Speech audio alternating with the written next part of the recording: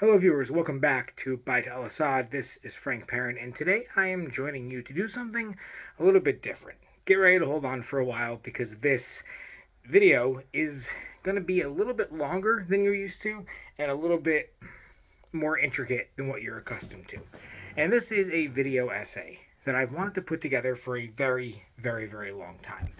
And this essay essentially is me going on about something that is very near and dear to my heart, and that is discussing what seems to be the erasure of Iranian identity and the study of Timurid period arms and armor, and moreover, so military history when it comes to the Timurid period. All right, so to begin, I just want to say that the study of arms and armor from the Middle East and Central Asia online and among some amateur researchers, and to a degree academics, has sadly branched into two paths of organization. That is either the homogenization or the opposite, a really specific focus or bias in favor of one culture, generally the one that had dominance or, let's say, rulership over a region. European arms and armor generally seems not to fall into this issue, right? From what I have noticed from my observation, it doesn't encounter the issues as much. There seems to be more of a respect for the culture of origin, despite the ethnic or national background of the ruling class. And I think this stems from a Western perspective and an extremely Orientalist approach that puts every kind of arms and armor or military as a study of simply Islamic, or by the broader cultures, people who ruled them. For example, one of the most common examples of this is Safavid, Mughal, or Ottoman. Uh, right? Those aren't people. Those aren't cultures. That's a family ruling dynasty. However, in the other end of the Western sphere, there appears to be a distinction. You get a lot Italian, German, English, Spanish, right? And it's not called Christian armor, right? Or better yet, maybe like they'll say it's Tudor period armor, but they don't call it Tudor armor, right? Tudors aren't an ethnic people. It's the name of a ruling dynasty. And that's the kind of what I want to go into here. Because it's become very apparent, and you can look in the comments of my 14th century Persian armor video. Whenever I speak about Persian identity or anything from the greater Iranian world during the reign of when Turco-Mongolic peoples ruled the area. And I'll be the first to admit my biases in this matter, as, I'll be attempting to keep them in check. I have huge favoritism towards Persian and greater Iranian identity. From my time in Razmasfar, right, I really gained an appreciation for Persian culture over most others of the area. Not that I'm not against, not that I don't want to study the others, so on and so forth, but it's really just become my my specialty, soft spot in my heart. And it feels like there's kind of an erasure of their identity in the study and the classification of arms and armor, and more so the military makeup when outside rulers occupied Iran. And I think this is especially true during the post-Ilkhanate or Timurid period. Uh, in my videos on Persian arms and armor for the time period, there seems to be an influx of people in the comments that swear Persians never fought during the reign of the Ilkhans or Timur. They were just subjugated people who were helpless and oppressed, and suddenly Iranians just vanished from the military histories. And the armor that everyone's wearing, that's Turkish armor, or that's Mongol armor. That can't be Persian armor. Ignoring the idea that cultures blended and that Iranians served in the militaries of these people a lot. And also, like, there's more evidence to point the fact that a lot of local smiths who made these arms and armor were Persian, or an Iranic group of peoples who then continued to produce their traditional arms and armor very, very late into history. So for this, I'm looking to trace the origins of those arms and armor during these times to Iranian origin. And I really want to destroy the idea that Iranians didn't serve in these armies, but rather have a documented and recognized presence. And I'm hoping as a result we can work to kind of break down the homogenization or the hardline classification of weapons and armor from the Timurid period, and let's make it something more flexible, nuanced, and reflective of the cross-cultural mixing and intermingling of the Timurid period and the greater Islamic world. So to start with the historical context and background, all right, the period in question here is roughly from the end of the Ilkhanate period to the reign of Timur's death, roughly 1335 to 1405. And during this time, there was a lot of turmoil sweeping the region in both military and society, right? Upon the collapse of the Ilkhanate, the Mongol-occupied Persian world, it went from like a relatively well-structured and organized territory to regions independently governed by local rulers, tribal chiefs, warlords. This, in essence, allowed for power vacuums to emerge, where now centralized rulership had largely dissolved. Local Persians and other Iranian peoples were able to seize power and begin to amass land, influence, and military power. This is not to say that Mongols, Turkic peoples, and Arabs didn't do the same, but it can be a common belief, however, that the Persians only held positions of bureaucracy and government influence during previous reigns of the aforementioned people, and they were left military powerless and socially discriminated against during foreign occupation. And while that was true to a degree, it wasn't completely true. It's going to depend on who's in charge, right? So this is also a myth about their discrimination, about their complete discrimination, as it's knowledge amongst anyone who's actually studied the sources that since the early days of the Islamic conquests to the Mongol occupation, heavy cavalry and infantry was often generously employed because of the very long-standing traditions. Like the Persian cataphracts. They were some of the first elite, heavily armored cavalry fighters in history. They set the precedent for heavy armored cavalry fighting. So we know that, according to some records, there was over 10,000 elite Sasanian warriors, both Muslim converts and Zoroastrians alike, that joined the emerging Rashudin Caliphate and maintained these traditions amongst the emerging Muslim army. And then close to a half a century later, right, the Seljuks enter Iran. And they become known as the first Turco-Persian Empire. As the Seljuk adopted Persian as the official court language, and continued to effectively employ Persian viziers. Seljuk leader Alp Arslan, for example, set up his iktas, or fiefdoms, and he called upon a lot of people, various settled, subjugated peoples, such as Persians, to incorporate them into his army. Some of the most famous Iranian non-Muslims majority to serve these various sultanates in the region were the very famous Dailamite warriors of northern Iran. These were people who lived up in the mountains, in the Caspian Sea, right?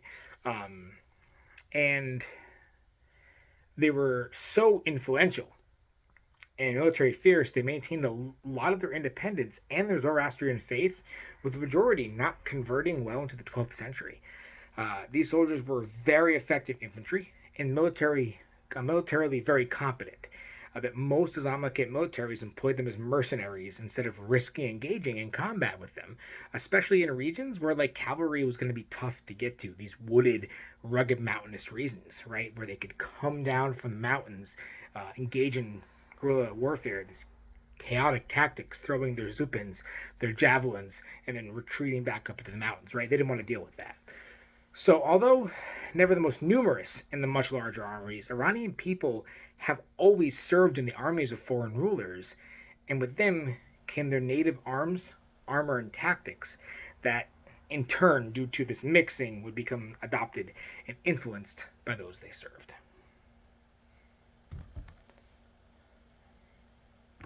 All right. So next we're going to talk about Tamerlane and the military presence of Iranians. Now, fortunately, during this time, both local histories and accounts from outsiders interacting with Timur and his court paint a very good picture and provide us with quite a bit of documentation to back up these claims. Timur, to begin though, right, was born in what's modern day Uzbekistan to the clan Barlas. And after some very brilliant political maneuvering, Timur secured what became the Chagatai Khanate in 1373. And from there on out, right, he led a bunch of campaigns into Eastern Europe, Iran, Anatolia, India, parts of Russia. And along with that came incorporation of subjugated peoples into his army. And within a few decades, he recaptured about 3/4 of the territory lost by the dissolution of the Mongol Empire at its height. And from here, the previously aforementioned Iranian leaders and military commanders had two options: become vassals and join Timur's empire, or face utter annihilation. And some refused and were dealt with brutally, right? Some cities surrendered and later on tried to revolt, like Esfahan, and they paid dearly for that. But there were other areas that were left relatively untouched, like Yazd, and that's why you see, the Zoroastrians maintaining a relatively stable community in Yazd for quite some time, because that place wasn't really touched. But those who did subjugate and those who did surrender, those who did fall under his rule, were rewarded handsomely for their service. Unlike Genghis Khan, Timur was an absent ruler, and he relied on fear and finances to keep his subjects loyal. And right with this, the local peoples who agreed to become subservient were allowed to maintain their rulership of their areas. But of course, Timur's men would come back and make sure they were paying their taxes and everything. But as long as they were loyal, they could maintain their power. And this essentially meant that these people would have to send members of their armies or local militias to pad out the forces of Timur on major campaigns. So what do the primary sources have to say about this? Our academics tend to agree that Iranian people played a major part in Timur's military, and these views are supported by various documented accounts, both from inside Iran and Timur's empire and from foreigners. The sources are varied, but nonetheless help paint a picture of the military composition of Timur's main army and auxiliary forces. For example, the notable author, David Nichol, which I'm sure we've all heard of his books in the Osprey publishing series, states that military records of troops at Ankara indicate a large number of Timur's footmen being mainly Tajik, Iranians, and Persians. It was a direct account of this actually comes to us from a man named Taj al-Dīn Ḥasan Yazdī, a Persian historian and soldier who wrote a biography of the local garrison commander of Hafiz al-Din Razi. The account speaks of a unit of 10 men in the army of Yazd who were called to serve in Timur's campaign. And according to that biography, Razi was promoted to the rank of one of Timur's viziers and was awarded to command the Tajik forces, as well as commanding an entire army of Fars. So this guy from Yazd rose up amongst the ranks and really made something out of himself in the army. And the Timurid accounts of the siege of Tarkit make it a direct mention of several Iranian commanders present in the battle. These commanders from the provinces of, let me read this, Sawa and Qum, and they were subsequently awarded military governorship in their provinces. So really, to summarize, although not the largest in number, the evidence is clear in the sources. Persians, Tajiks, Mazandarans, and others served in Timur's army, and some rose to prominence, and that really shouldn't be ignored or dismissed. So to go back, in one of my most recent videos showcasing my interpretation of a Persian soldier serving in Timur's army, I was met by countless commentators. They were feverishly combating my interpretation, stating things like my armor was not Persian, or it was stolen by the Persians, or no Persians ever wore that armor, and it was Turkish, appropriated by the Persians. Just misinformation and nationalistic stuff sprouting out, and it's a lack of understanding of the concept of cross-cultural pollination. This is the idea that when cultures mix and goods, ideas, people, and technology are going to blend and be shared between cultures involved. This is ultimately how we should view the arms and armor of the Persians, the Mongols, and the Turkic peoples. These cultures mixed and blended so much that their military equipment was shared, however, by all three. And this is not to say that there aren't cultural specifics or exclusives. However, what we can't ignore is origin. Origins meaning where these styles originated from, and claiming these origins come from a culture that they did not is the problem, not the idea that other cultures used or adopted the equipment. There's no harm in that. Like, you can have Ottomans using bazubans, but we all know that bazuban, which is a Persian word, bazubans originated in Iran, and Persian soldiers continued to use them. So you can't say that, like, a piece of armor was stolen by the culture that invented it. It just doesn't add up. But let's begin by looking at some of the Iranian helmets that feature eyebrow motifs as the prominent example for the focus of this short essay. Bear in mind, however, the problem is not limited to this helmet, but is one of the clearest examples of how cultural origins of Persian arms and armor seem to be ignored, despite the archaeological evidence of helmet features originating in the Sasanian period and continuing into the early Timurid. So to begin, the archaeological dig at Dura Europos uncovered a helmet, likely from that of a Sasanian soldier that was slain during the siege of the city in 256 AD. The helmet is iron, like many were at the time, and features a central ridge crest. And just below that remains the remains of an eyebrow, and it sits just above the eyes. It's the earliest archaeological evidence of find in that region that contains such motifs.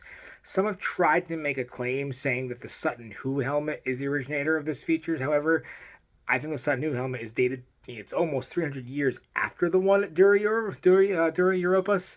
And also, like, I just don't see a cultural connection to say that the Sutton Hoo one originated and spread to Iran. It just doesn't track to me. So I'm going to go ahead and I'm going to put this one up on the screen so you can see it. You can see the remainder of the eyebrow motifs sitting at a diagonal right above where the eyes would sit if you were wearing the helmet.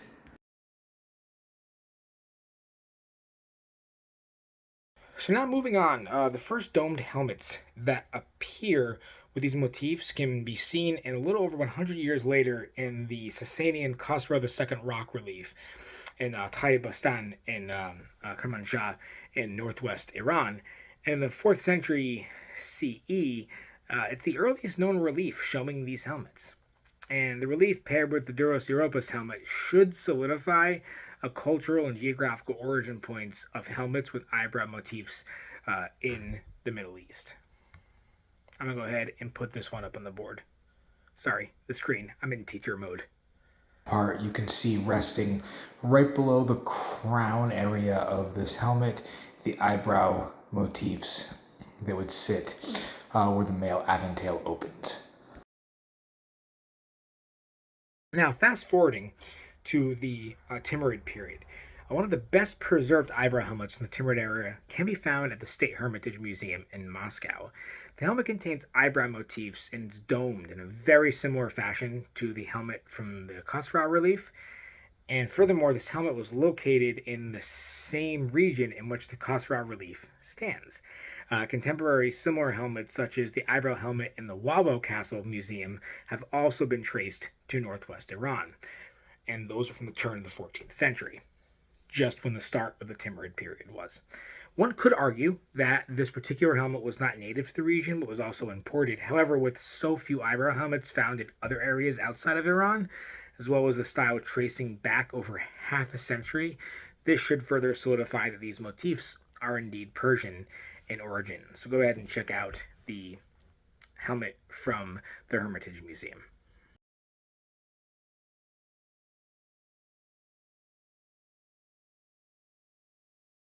So now, to further attribute this design to Iranian origin, I want to cite the Spanish envoy Ruy González Clievo. Clievo was an envoy to Timur's court and describes helmets in his accounts on the armament of Timurid troops while passing through Persia. This could be an evidence of a multitude of Persian troops from the region serving Timur, all who had a large connection to the styles of the region in its pre-Islamic past. This would also align with the idea that many Persians of the northwestern region were still practicing Zoroastrianism, and these religious minorities were also accepted into Timur's army. And that's something else that the record says for Ankara, that a lot of the Tajik Iranians that served in Ankara were Zoroastrians, which is pretty fascinating. Now, similar helmets do show up in eastern Anatolia, right, which is now what you consider Turkey. I'm going to put those on the screen next. So the one on the left in the image below that I'm going to put, these turban helmets have been dated from the late 14th, early 15th century. And on these, you see pronounced eyebrows like their Western Iranian counterparts. And it would make all the sense in the world that these helmets were either imported from Western Iran or they originated and were continuing to be produced into the Timurid era. Or the style was popularized by Turkish smiths who valued them for their aesthetics, or simply because this style was carried into Anatolia via interaction and trading on the frontier regions between Iran and Turkey. And these are areas where ethnic and cultural lines were heavily blurred. In regions like this, there was a large possibility that the style became common among Turco-Persian peoples of the frontier region. So the people complaining that the eyebrow helmet is Turkish, it can originate in Persia, be continued to be used by Persians, and also be used by the Turks. They can both use them. And that doesn't make the Persian one any less Persian. Sorry to burst your bubble. So I'm going to go ahead. I'm going to put the Anatolian ones up on the screen.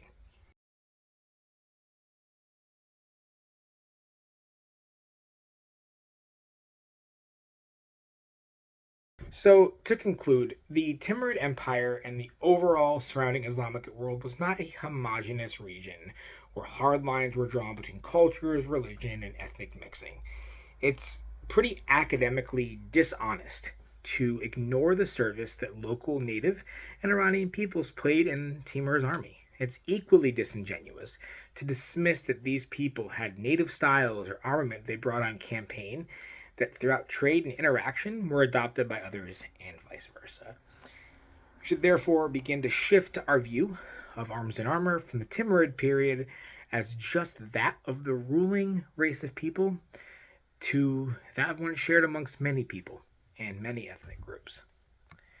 We can, however, simultaneously understand that the origins of the style and appreciate the diversity that adds to the beautiful fabric of the region of the Islamic world.